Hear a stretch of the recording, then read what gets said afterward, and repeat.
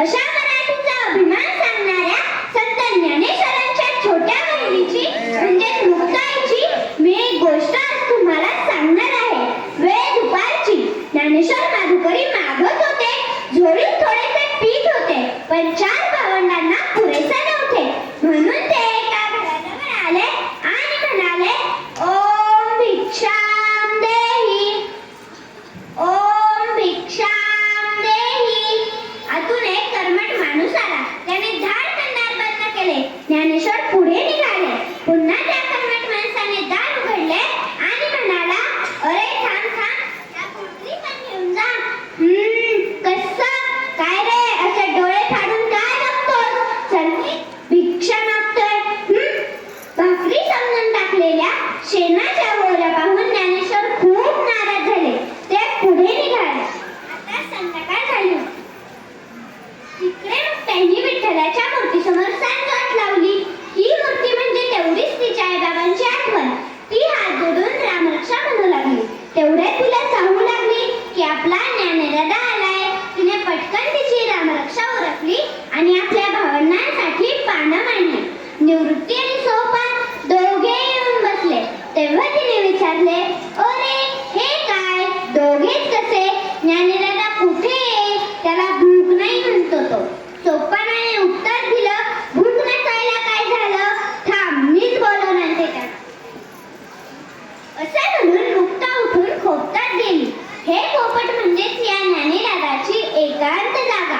गवत रचलेले जागेत तो लहरे तेव्हा जाऊन बसायचा. अगं बाई, इथेच दिसते.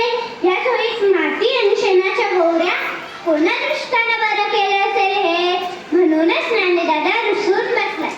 ए ज्ञानेदादा, ताटी उघडणारे, ताटी उघडणारे ज्ञानेदादा, ऐकलंस का? चिंता क्रोध मागे सारा, ताटी उघडा ज्ञानेश्वरा. योगी पावन मनाचा, साया प्राज झलांचा. विश्वरागे झाले वन्नी, संती सुखे भावे पाणी. शब्दशस्त्र झाले क्लेश, संती मानवा उपदेश. विश्वपट ब्रह्मा डोळा, ताटी उघडा ज्ञानेश्वरा. ए ज्ञानेदादा, कोणी जर आपल्याशी वाईट वागले तर त्याला क्षमा करावी हे तूच सांगतोस ना, आणि या स्वतःच रागावून बसलायस. अरे या झोळीत तर माती टाकणाऱ्यांची बुद्धी भ्रष्टच झाली असणार, पण तू का कष्टी होतोय?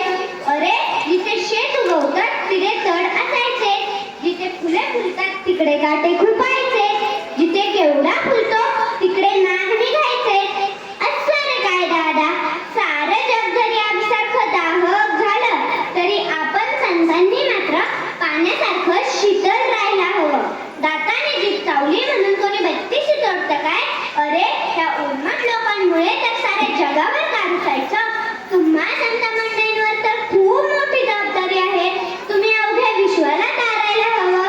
हे मी सांगायला पाहिजे का रे ज्ञानेदादा तुला? ए जमले रे मी ज्ञानेदादा, पाय दुखले रे माझे. तुला तुझ्या बहिणीची दया नाही येत का रे? विसर ज्ञानेदा, क्षमा कर या लोकांना. तुझ्यावर जीवापाड